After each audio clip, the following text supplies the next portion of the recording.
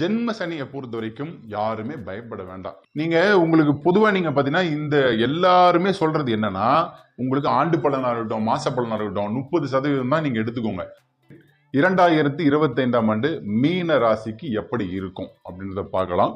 So மீன ராசியை பொறுத்த வரைக்கும் பார்த்தீங்கன்னா இந்த வருஷம் நீங்க அலாட்டா தான் இருக்கணும். ஏன்னா உங்களுக்கு இந்த வருஷம் சனி பகவான் என்ட்ரி ஆகிறார் மார்ச்லேருந்து. அதுக்கப்புறமா வந்து பார்த்தீங்கன்னா குரு பகவான் வந்து உங்களுக்கு கிட்டத்தட்ட 4ஆம் இடத்துக்கு போறார். அவர் கொஞ்சம் உதவி பண்ணுவார்.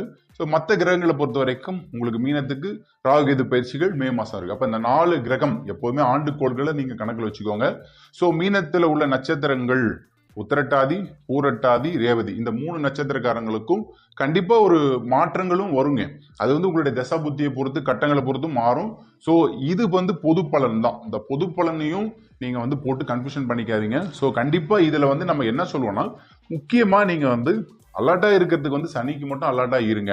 அதுல வேலை தொழில்கள் பொறுத்த வரைக்கும் பாத்தீங்கன்னா ஒரு டிப்ரெஷன் வரும். நம்ம ஏற்கனவே சொல்லியிருந்தோம் 900 டேஸ்ல 100 டேஸ் மட்டும்தான் உங்களுக்கு வந்து பிரச்சனை வரும். குறிப்பா இப்போ வந்து பாத்தீங்கன்னா உத்திரட்டாதி நட்சத்திரம் 1ஆம் பாதம். அப்ப அதுல சனி பகவான் 100 நாள் டிராவல் பண்ணுவார் இல்லையா? அப்ப அதுலதான் வேலையில் தொழில ஒரு ப்ரெஷர் வரும். ஸோ அது மட்டும் கொஞ்சம் கவனமா இருங்க. இப்ப வேலையில மாற்றங்களும் உங்களுக்கு கொடுக்கும். ஸோ மாற்றங்கள் எப்படி கொடுக்குன்னா, ரொம்ப நாளா இழுத்தடிச்சு இந்த வேலை எல்லாம் வந்து பாத்தீங்கன்னா ஒரு முடிவுக்கு வரும். அப்ப வந்து சனி லக்னத்திலேயோ ராசிக்குள்ளேயோ என்ட்ராகுள்ள ஒரு நம்ம ஏற்கனவே சொல்லியிருப்போம், ஒரு ஆசிரியர் ஆசான்னு சொன்னோம். அதை வந்து கண்டிப்பா உங்களுக்கு கொடுப்பாரு. அப்போ உங்களை வழி நடத்துறதுக்கு ஒரு ஆள் தேவை இல்லையா? அது வந்து கண்டிப்பா இந்த இடத்துல கொடுப்பாரு. ஸோ வேலையில மாற்றங்களை கண்டிப்பா நீங்க எதிர்பார்க்கலாம். அலைச்சல் மட்டும் கொஞ்சம் வரும். அதுல கொஞ்சம் கவனமா இருங்க. தொழில வந்து பாத்தீங்கன்னா தொழில ஹார்ட் ஒர்க் பண்ணுவீங்க. ஏன்னா வந்து நிறைய வந்து உங்களுக்கு சோர்ஸ் வரும். ஏதாச்சும் ஒரு சோர்ஸ் வரக்கூடும். ஆனா நீங்க வந்து பாத்தீங்கன்னா நஷ்டம் அடைவதற்கு வாய்ப்புகள் உண்டு. அப்ப நஷ்டம் அடைஞ்சா இங்க தொழில வந்து டிசப்பாயின்மெண்ட் ஆயிடுவீங்க. அது மட்டும் நம்ம கொஞ்சம் பாத்துக்கணும். அப்ப தொழில வந்து பாத்தீங்கன்னா உணவு முதல் உள்ளூர் வியாபாரிகள் வரைக்குமே வந்து பாத்தீங்கன்னா நல்ல மாற்றங்களும் வரக்கூடும். ஸோ தொழில் பொறுத்த வரைக்கும் பாத்தீங்கன்னா கொஞ்சம் நிதானமாக இருங்க. ஸோ அதே மாதிரி பார்த்தீங்கன்னா யாருக்கிட்டையும் கடன் வாங்காதீங்க. கடன் வாங்கினீங்கன்னா இந்த வருஷம் கொஞ்சம் லாக் ஆகிறதுக்கு வாய்ப்புகள் உண்டு. ஸோ மீனராசியை பொறுத்த வரைக்கும் நீங்க வந்து கண்டிப்பா கொஞ்சம் கவனமா இருங்க. பணம் விஷயங்களை பொறுத்த வரைக்கும் பார்த்தீங்கன்னா இந்த அக்ரிமெண்ட் பண்ணி வட்டிக்கு வந்து பணம் வாங்குறது கொடுக்கறது இதெல்லாம் நீங்க வந்து பண்ணாம இருக்கணும். ஸோ உங்களுக்கு நல்ல தொழில் நீங்க பண்ணக்குள்ள அதுலேயே உங்களுக்கு போதுமான பணம் வரும். ஸோ நிறைய விஷயங்களை வந்து பார்த்தீங்கன்னா பணம் வரக்கூடிய காலகட்டங்களில் குறிப்பா இந்த 3 மாசத்துல கொஞ்சம் அலர்ட்டா நீங்க பணம் சம்பாதிச்சிடலாம். அதுக்கப்புறமா ஒரு 6 மாசம் இருக்கு இல்லையா? அதுல மட்டும் கொஞ்சம் ஸ்லோவா இருக்கும். ஆனால் குரு பகவான் 4ஆம் இடத்துக்கு போக்குள்ள மிதுனத்துக்கு போவார் ஜூன் மாசம். அந்த டைம்ல வந்து நல்ல மாற்றங்கள் பணம் வந்து உங்களுக்கு நிச்சயமா வரக்கூடும். காதல் விஷயங்களை பொறுத்த வரைக்கும் உங்களுக்கு இந்த வருஷம் மீனராசிக்கு காதலில் சொதப்பல் நிச்சயமா வருங்க.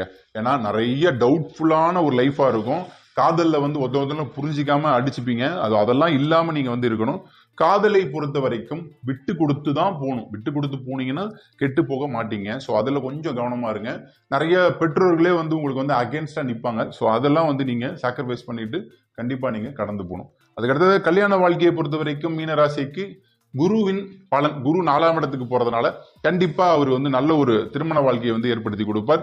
அதே டைம்ல ஜென்ம சனியில கல்யாணமானவங்க தான் நிறைய பேர், செட்டில் ஆனவங்க நிறைய பேர். ஸோ கண்டிப்பா என்ன, ஏன்னா மீனராசியில தான் வந்து பாத்தீங்கன்னா உங்களுக்கு உத்திரட்டாதி சனி நட்சத்திரம், ரேவதி சனியினுடைய அந்த பிறந்த நட்சத்திரம் சொல்லுவது.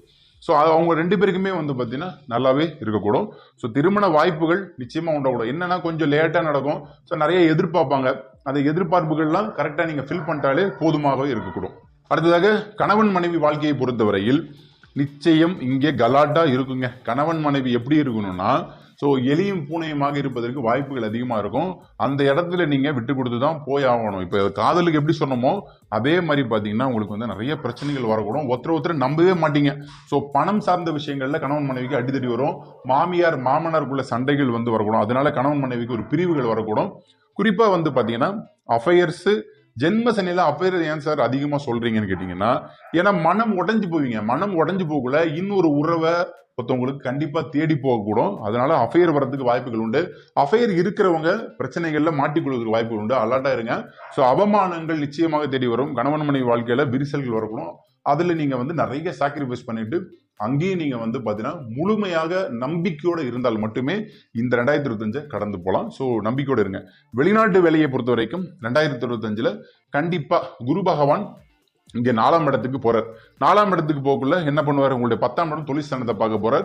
ஜூன் மாசத்துல இருந்து வெளிநாட்டு வாய்ப்பு உண்டாகக்கூடும். வெளிநாட்டுல வந்து பயணம் செய்யலாம். ஸோ கண்டிப்பா வந்து பாத்தீங்கன்னா உங்களுடைய குடும்ப சுமையை வந்து இறக்கி வைப்பீங்க. வெளிநாட்டுல இருக்கிறவங்களுக்கு முழுமையான வருமானங்கள் நிச்சயம் வரக்கூடுங்க.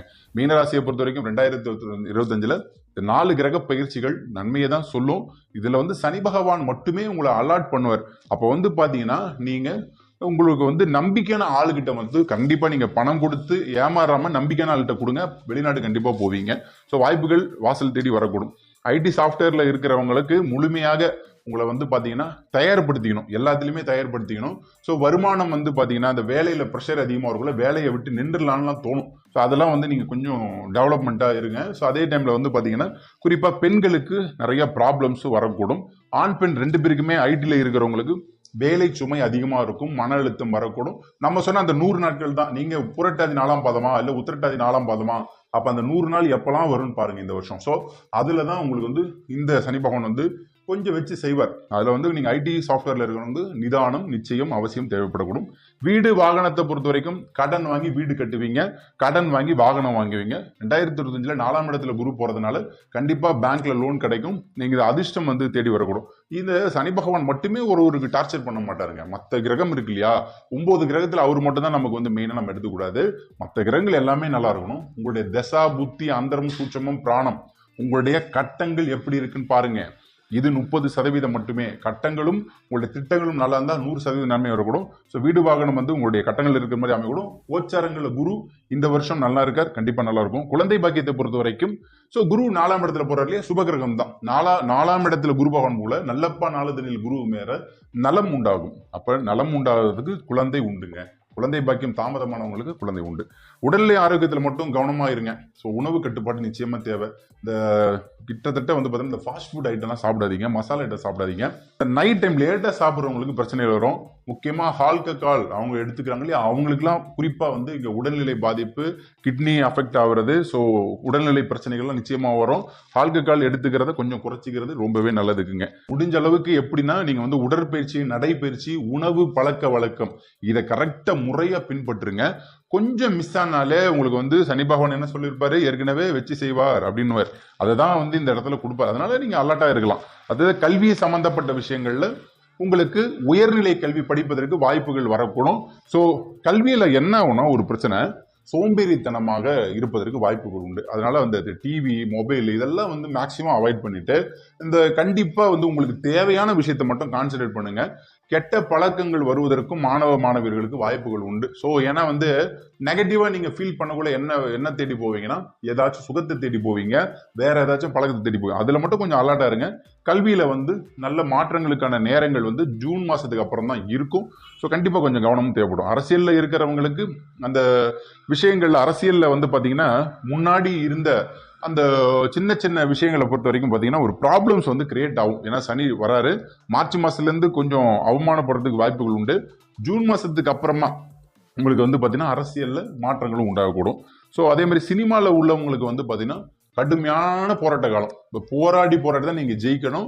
ஸோ ஜெயிப்பதற்கு வாய்ப்புகள் நிச்சயமாக உண்டாகக்கூடும். அதுல வந்து நீங்க கொஞ்சம் எக்ஸ்ட்ரா ஃபோர்ஸா ஓடிட்டே இருக்கிற மாதிரி வரக்கூடும். ஸோ சினிமால பிற்பகுதியில தான் ஜெயிப்பீங்க. விவசாயம் செய்யக்கூடிய மக்களுக்கு நிச்சயம் அது மாற்றத்தை கொடுக்கும். ஏன்னா மீனராசியில வந்து பாத்தீங்கன்னா குரு அப்படியே ராசி அதிபதி 4ஆம் இடத்துக்கு போறதுனால 4ஆம் இடம் வந்து விவசாயம் அடிப்படை தேவைகள்லாம் நம்ம சொல்லியிருப்போம்.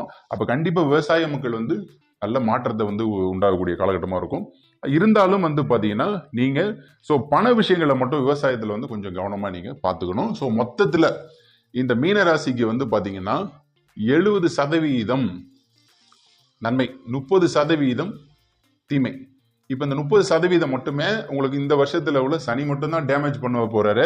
மற்ற கிரகங்கள்லாம் பாருங்க, ராகு கேதுகள்லாம் உங்களுக்கு வந்து 12, ஸோ இந்த 12, 5 இந்த மாதிரி இடங்கள்லாம் வரக்குள்ள நல்லதை வந்து பண்ணக்கூடும். ஸோ கண்டிப்பா வந்து உங்களுக்கு வந்து பாத்தீங்கன்னா மற்ற கிரகங்கள் உங்களுக்கு வந்து அனுகூலத்தை கொடுக்கணும். பொது வழிபாடு மீனராசியை பொறுத்த வரைக்கும் சிவ பூஜை பண்ணுங்க, பெருமாள் வழிபாடு பண்ணுங்க. சயன கோலத்தில் இருக்கிற படுத்த மணியில இருப்பார் பெருமாள், அவருடைய வழிபாடு பண்ணுங்க.